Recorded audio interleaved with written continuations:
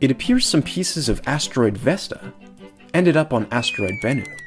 According to observations from NASA's OSIRIS-REx spacecraft, the new result sheds light on the intricate orbital dance of asteroids and on the violent origin of Bennu, which is a rubble pile asteroid that coalesced from the fragments of a massive collision.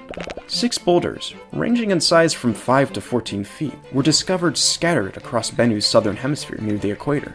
These boulders are much brighter than the rest of Bennu, with some appearing as much as 10 times brighter than their surroundings. The unusual boulders on Bennu first caught the team's eye in images from the OSIRIS-REx camera suite instrument. The team analyzed the boulders using an onboard spectrometer, which separates light into its component colors. Since elements and compounds have distinct signature patterns of bright and dark across a range of colors, they can be identified using a spectrometer. The signature from the boulders was characteristic of the mineral pyroxene from Vesta and the Vestoids, smaller asteroids that are fragments blasted from Vesta when it sustained significant asteroid impacts. The team tested a few different theories to determine the origin of these boulders. First, it's possible that the boulders were originally part of Bennu, or its parent body. However, this is unlikely based on how pyroxene is created. This mineral typically forms when rocky material melts at high temperature.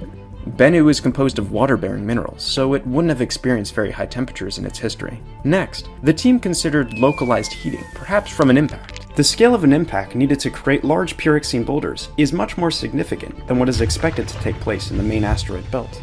So the team ruled out these scenarios, and instead considered other pyroxene-rich asteroids that might have implanted this material to Bennu, or its parent. This is possible because as asteroids move through the solar system, their orbits can be altered in many ways, including by the pull of gravity from planets and other objects, meteorite impacts, and even the slight pressure from sunlight.